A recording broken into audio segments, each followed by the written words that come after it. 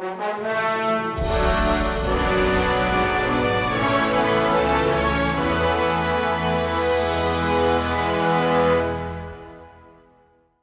up everybody, it's RobinGaming here, and I already made a video about this a few days back, Sony announcing the virtual reality headset, that it was gonna happen at this year's GDC, and it finally did happen in the end.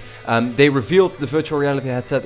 For now it's called Project Morpheus. We're not sure if it's gonna have like a definitive name yet, but yeah, I'll show you a picture here. You've probably already seen it, most of you at least will.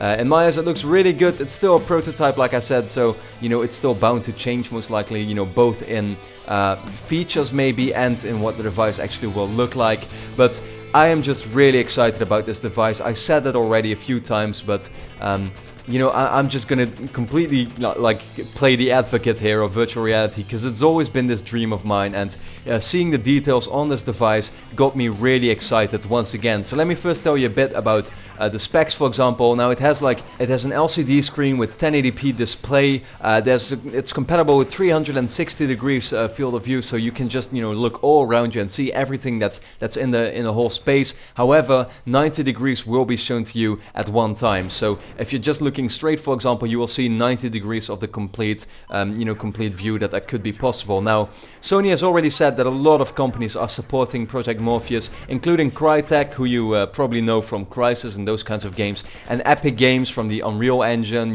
Gears of War on the Xbox.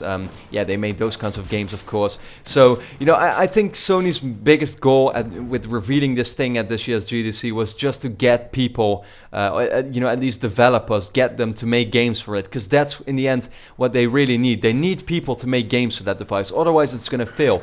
Content is like the biggest factor into this thing becoming a success. If you're not gonna have games for it, people are simply not gonna buy it, especially because it's most likely going to be a pretty expensive thing. Now, one of the actual, the most noticeable parts for me was that Sony said that it doesn't just work for first-person games, but actually also for third-person games. They said that, they didn't exactly say in what aspects that's the case, but that all in all just makes me think, will we actually see Uncharted 4 supporting this device? That you can play it through Project Morpheus, that you can wear the virtual reality headset, really feel like you're in the game, like you're standing there in whatever country Nathan Drake will visit next, and yeah, I mean that it just feels like you're actually in the game. That's what virtual reality is, and I know that still a lot of people are saying it's gonna be a gimmick. I honestly just don't think so. I really think this is gonna be the future. This is gonna be the next big thing in my eyes. It's gonna be actually, wearing this headset, standing in the world, you feel like you're actually part of it.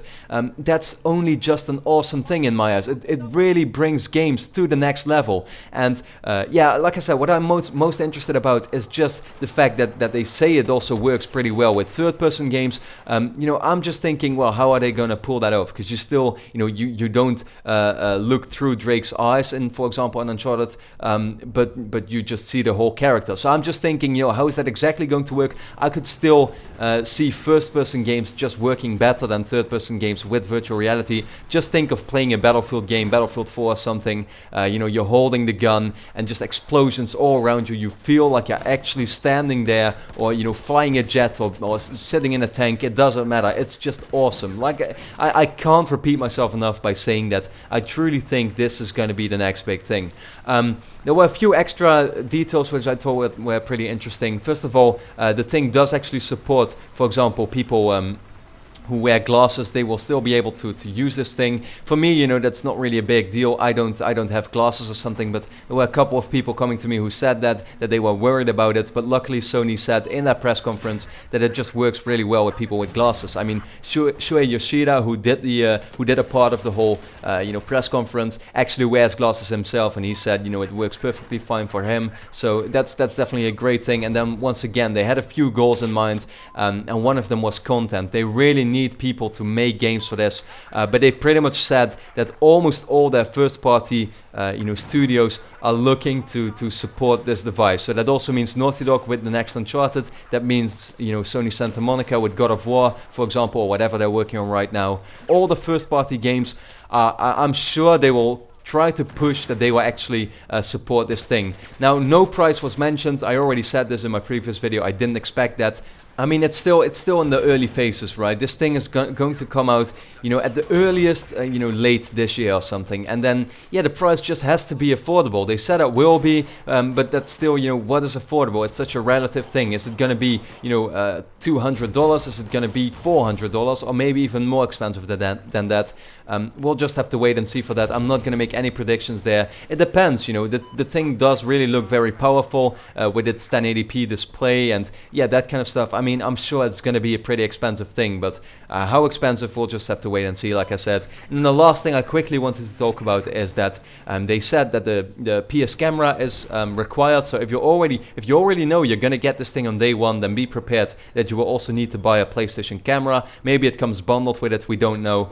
And DualShock 4 will work with it, you know, with the whole light bar, of course, which is being tracked by the camera. Same counts for PlayStation Move. That thing is far from dead.